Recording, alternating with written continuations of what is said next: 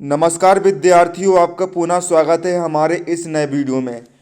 इस वीडियो में हम कक्षा 9वीं गणित अर्धवार्षिक पेपर 2021-22 के अध्याय 3 निर्देशांक ज्यामिति के 100% गारंटीड प्रश्नों का हल यहाँ पर देखने वाले हैं।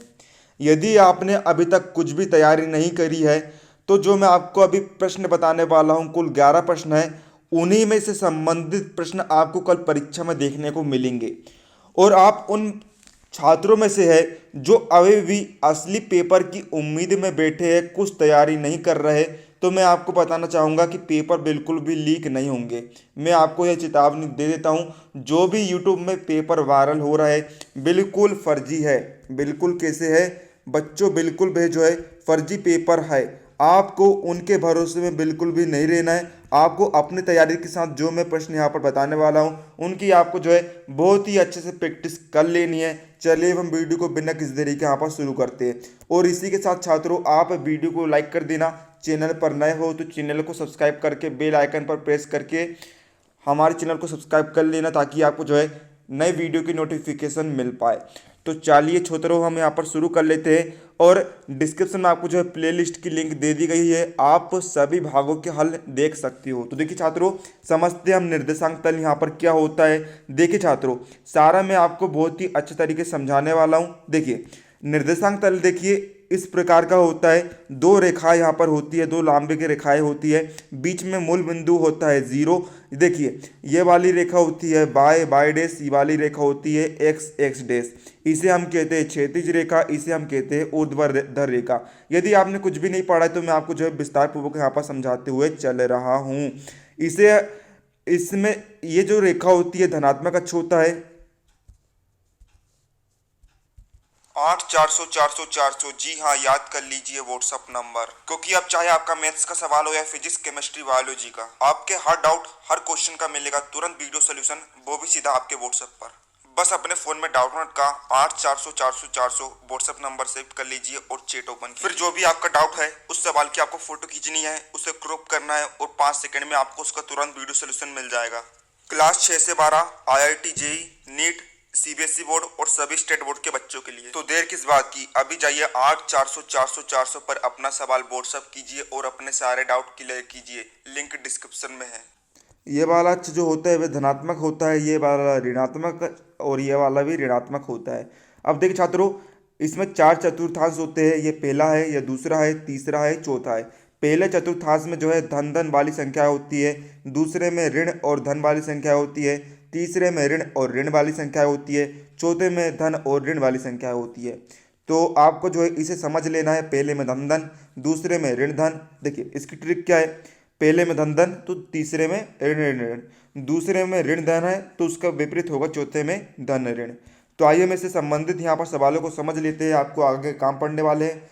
तो छात्रों, पहला क्वेश्चन आपको यहाँ पर दिया है, कार्तीय तल में किसी बिंदु की स्थिति का निर्धारण करने वाली क्षैतिज और ऊर्ध्वाधर रेखाओं के नाम लिखिए। ये क्वेश्चन जो है आपको ऑब्जेक्टिव में पूछा जा सकता है। आइए हम इसे समझते हैं। कार्तीय तल में किसी बिंदु की स्थिति का निर्धारण करने वाली रेखा है। तो देखिए क्षैतिज रेखा को हम कहते हैं कौन सी, एक्स अक्ष वाली रेखा, और ऊर्ध्वाधर रेखा को हम कहते हैं वाई अक्ष वाली रेखा। तो देखिए क्षैतिज यानी कि जो सीधी समतल हो, सरल हो, उसे हम कहते हैं क्षैतिज रेखा यानी कि एक्स अक्ष, और ऊर्ध्वाधर यानी कि खड़ी रेखा यानी कि ये कौन सी है, बाय वाली अक्ष वाली रेखा यहाँ पर है।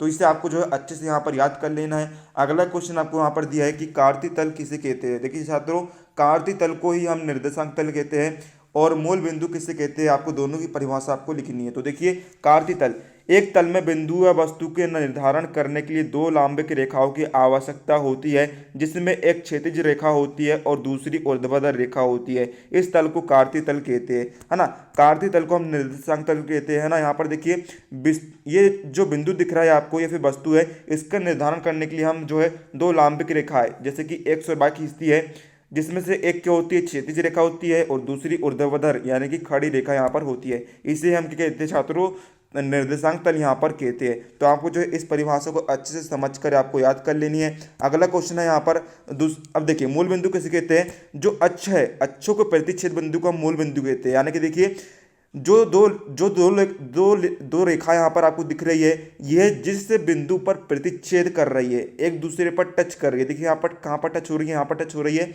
इसे ही हम मूल बिंदु ओ कहते हैं। अगला क्वेश्चन है यहाँ पर आपका, बहुत ही इजी क्वेश्चन आपको यहाँ पर दिया जा रहा है। समांतर चतुर्भुज के 3 गुण आपको लिखना है। तो देखिए समांतर चतुर्भुज के हम यहाँ पर गुण देख लेते हैं। पहला, समांतर चतुर्भुज में क्या होती है, सम्मुख भुजाएं बराबर होती है।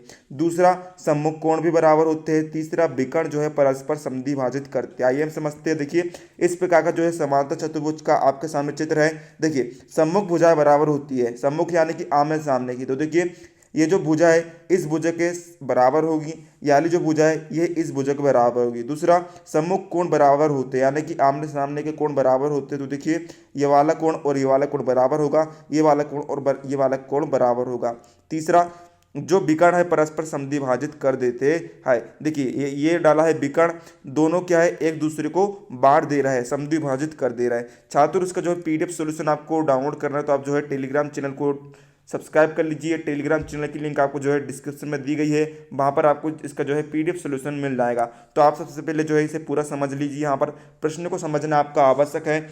छात्रों आप सोच रहे होंगे कि देखिए आप जो है हमें ये कैसे गारंटी दे सकते हो कि जो है 100% आपके परीक्षा में आएंगे। देखिए छात्रों, मैं आपको बताना चाहूँगा, मैं जो भी क्वेश्चन देता हूँ, मैं जो भी गेसिंग लगाता हूँ, वह गेसिंग आज तक फेल नहीं हुई है। मेरा खुद का पर्सनल एक्सपीरियंस है। मेरे 10वीं कक्षा में 90% मार्क्स है और 12वीं कक्षा में 85% मार्क्स है। ठीक है, तो देखिए जब मैं खुद गेसिंग लगाता था तो जो क्वेश्चन में जो है एनालाइज करता था, वे जो है पूरे परीक्षा में देखने को मिल जाते थे। इसलिए मैं जो है मेरी गेसिंग कभी फेल नहीं जाती है। इसलिए आप जो है इसे अच्छे से प्रैक्टिस कर लीजिए।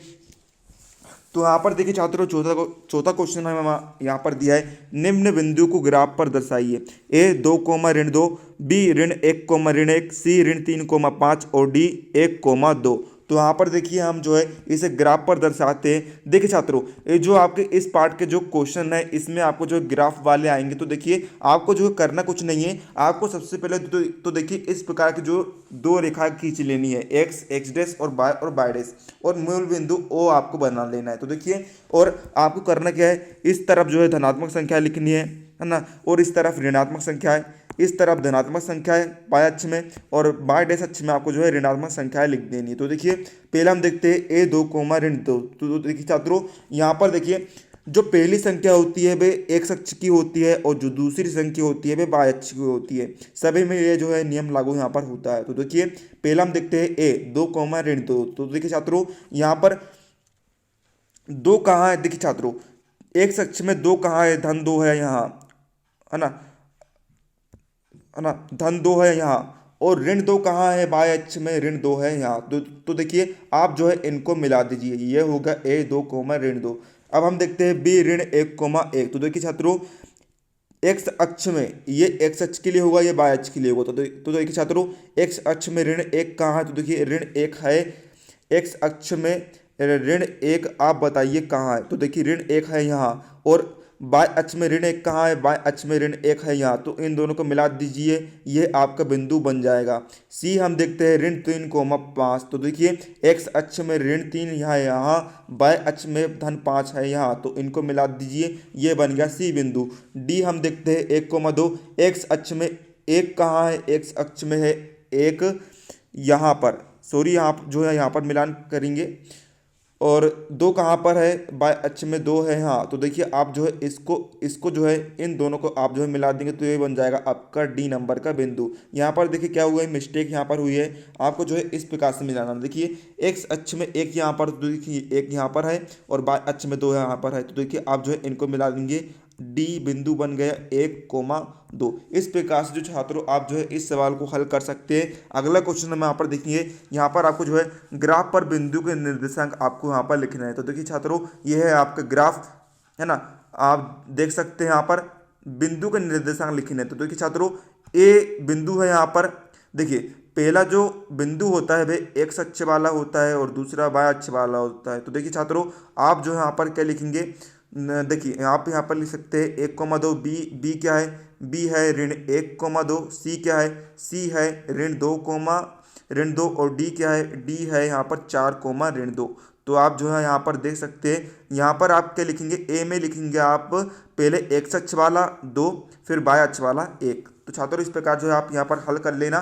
यहाँ पर थोड़ी सी भी मिस्टेक यहाँ पर हो चुकी है, आप क्या करेंगे, आप यहाँ पर लिखेंगे छात्रों 2,1 जो है आप यहाँ पर लिख लेंगे इसकी जगह। ठीक है बच्चों, अगला क्वेश्चन हमें यहाँ पर दिया है, किस चतुर्थांश में बिंदु ऋण 2,4 3,1 1,2 और ऋण 3,5 स्थित है। तो देखिए छात्रों, मैंने आपको बताया था, देखिए पहले हम देखते हैं ऋण 2,4। पहले ऋण वाली संख्या फिर धन वाली संख्या कौन से चतुर्थांश में होती है, द्वितीय में होती है। 3,1 पहले धन वाली संख्या फिर ऋण वाला संख्या कौन से चतुर्थांश में होती है, चतुर्थ में होती है। यहाँ पर धन वाली संख्या है ये होती है प्रथम में, और फिर ऋण वाली संख्या जो होती है तृतीय चतुर्थांश में स्थित यहाँ पर होती है। 7वां क्वेश्चन हम यहाँ पर देखते हैं, आपको दिया है यहाँ पर कार्तीय निर्देशांक तल में 3,1 0,5 ऋण 3, ऋण 5 और ऋण 2,4 को आपको यहाँ पर दर्शाना है। तो देखिए छात्रों, ये जो है आपका कार्तीय फिर निर्देशांक तल है। यहाँ पर सबसे पहले हम दर्शाते हैं 3,1। तो देखिए 3 जो है एक्स अक्ष में आएगा, 1 जो है वाई अक्ष में आएगा। तो देखिए यहाँ पर हमने मिला दिए 3 और 1 को। इसी प्रकार हम देखते हैं 0,5। तो देखिए 0 आएगा एक्स में और 5 आएगा वाई में। तो देखिए हमने जो है इसको मिला दिया है। फिर हम देखते हैं ऋण 3, ऋण 5। ऋण 3 आएगा एक्स में और ऋण 5 आएगा वाई में। तो देखिए आप जो है इसको मिला देंगे। ऋण 2,4, ऋण 2 आएगा एक्स में और 4 आएगा कहाँ पर, वाई में। तो देखिए आप जो है इसको यहाँ पर मिला देंगे। इस प्रकार छात्रों आपको जो है हल यहाँ पर कर लेना है। छात्रों देखिए आपको जो हो सकता है कि आपको जो है अंक बदल कर यहाँ पर दे दी जाए। तो देखिए आपको जो है मेथड इसी को अपनाना है।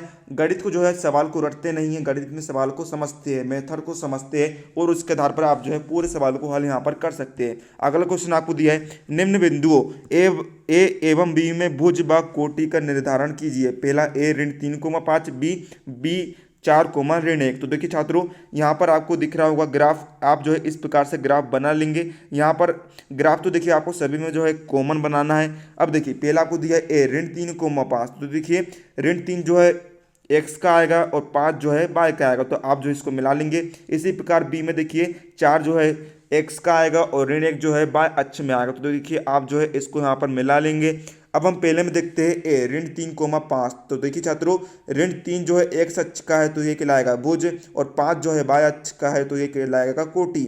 एक्स वाले को भुज और वाई वाले को कोटि। इसी प्रकार देखिए इसमें ही एक्स अक्ष वाला है 4 तो ये कहलाएगा भुज, और ऋण 1 क्या है वाई अक्ष वाला तो ये कहलाएगा कोटि। अगला 9वां क्वेश्चन हमें यहाँ पर दिया है, आकृति देखकर निम्नलिखित प्रश्न का उत्तर आपको यहाँ पर देना है। तो देखिए पहला आपको बताना है बिंदु डी की कोटि, दूसरा बिंदु ए का भुज, तीसरा बिंदु बी किस चतुर्थांश में है, चौथा निर्देशांक ऋण 5, ऋण 2 द्वारा पहचाना गया बिंदु। तो देखिए छात्रों यहाँ पर जो है इस प्रकार जो है आपको यहाँ पर ग्राफ दिए गया है। तो देखिए सबसे पहले हम यहाँ पर देखते हैं बिंदु डी की कोटि। तो देखिए बिंदु डी कहाँ पर है, बिंदु डी है यहाँ पर। देखिए कोटि यानी कि बाय अक्ष वाला अंक। तो देखिए बाय अक्ष वाला क्या कहाँ पर मिल रहा है, 3 मिल रहा है। तो देखिए बिंदु डी की कोटि कितनी होगी, 3 होगी। दूसरा क्वेश्चन हमें कह रहा है बिंदु ए का भुज। तो देखिए ए कहाँ पर है, ए है यहाँ पर। भुज यानी कि एक्स अक्ष वाला अंक। तो देखिए एक्स अक्ष वाला कहाँ मिल रहा है, 3 में मिल रहा है। तो देखिए इसका क्या हो जाएगा, यहाँ पर 3 हो जाएगा। अगला हमें दे रहा है बिंदु बी किस चतुर्थांश में है। तो देखिए बिंदु बी कहाँ पर है, बिंदु बी है यहाँ पर है। इसको हम क्या कहते हैं, चतुर्थ चतुर्थांश कहते हैं। अगला है आपका ऋण 5, ऋण 2 द्वारा पहचाना गया बिंदु। तो देखिए छात्रों ऋण 5 और ऋण 2 ये जो बिंदु है यहाँ पर मिल रहा है। तो ये कौन सा बिंदु है, ये जो है सी बिंदु यहाँ पर पहचाना गया है। तो छात्रों उम्मीद आप सभी को अच्छे समझ में आ रहा होगा। अगला हम यहाँ पर देख लेते हैं, आकृति को देखकर निम्नलिखित को आपको यहाँ पर लिखना है। तो देखिए आपको जो है ये आकृति दी गई है। तो देखिए पहले में आपको जो है बी के निर्देशांक लिखने हैं। तो देखिए बिंदु बी कहाँ है, बिंदु बी है यहाँ पर। पहले आएगा ऋण 5 फिर आएगा ऋण 2। तो देखिए आपने लिख दिया ऋण 5 और ऋण 2। दूसरे में आपको बताना है डी के निर्देशांक। तो देखिए डी कहाँ पर है, डी है यहाँ पर। पहले आएगा 5 फिर आएगा ऋण 5। तो आपने जो है इस प्रकार से लिख लिया। फिर अगले में बताना है हमें ए का भुज। तो देखिए ए है यहाँ पर भुज यानी कि एक्स अक्ष वाला निर्देशांक। तो देखिए यहाँ पर आएगा 6 यहाँ पर आ जाएगा भुज में। और सी की कोटि यानी कि देखिए सी कहाँ पर है, सी है यहाँ पर बाय अक्ष में है ऋण 3। तो देखिए यहाँ पर जो है इसकी कोटि यहाँ पर हो जाएगी ऋण की 3। अगला लास्ट क्वेश्चन है यहाँ पर आपका छात्रों, इसमें आपको निम्नलिखित संख्या युग्मों को कार्तीय तल के बिंदु के रूप में आपको जो है यहाँ पर आलेखित करना है। देखिए यहाँ पर x का मान है, यहाँ पर y का मान है। पहले में दिया है आपको ऋण 3, फिर 7, 0, ऋण 3.5, ऋण 1, ऋण 3, 4 और 4। तो देखिए छात्रों बहुत ही इजी क्वेश्चन है। सबसे पहले हम देखते हैं ऋण 3 और 7। तो देखिए छात्रों ऋण 3 x अक्ष में यहाँ पर है, y अक्ष में 7 यहाँ पर है। तो देखिए आप जो है इसको मिला लेंगे और नाम दे देंगे ऋण 3,7। अगला हम देखते हैं 0 से ऋण 3.5। तो देखिए छात्रों 0 है यहाँ पर और 3.5 कहाँ पर है, ऋण 3.5 है y अक्ष में यहाँ पर। तो आप जो है इसका यहाँ पर नाम दे देंगे 0 से ऋण 3.5। अगला है ऋण 1 और से ऋण 3। तो देखिए ऋण 1 x अक्ष में है यहाँ पर और y अक्ष में ऋण 3 है यहाँ पर। तो आप इसको मिला देंगे और नाम दे देंगे ऋण 1, ऋण 3। अगला है 4,4। तो देखिए 4 x अक्ष में यहाँ पर है और y अक्ष में 4 यहाँ पर है। तो देखिए आप इसको मिला देंगे और नाम दे देंगे 4,4। तो छात्रों ये थे आपका 100% गारंटेड क्वेश्चन। उम्मीद है आपको वीडियो हेल्पफुल है। वीडियो लाइक कर देना, चैनल पर नए हो तो चैनल को सब्सक्राइब कर लेना। मिलते हैं अगले किसी नए वीडियो में, तब तक के लिए जय हिंद, जय भारत।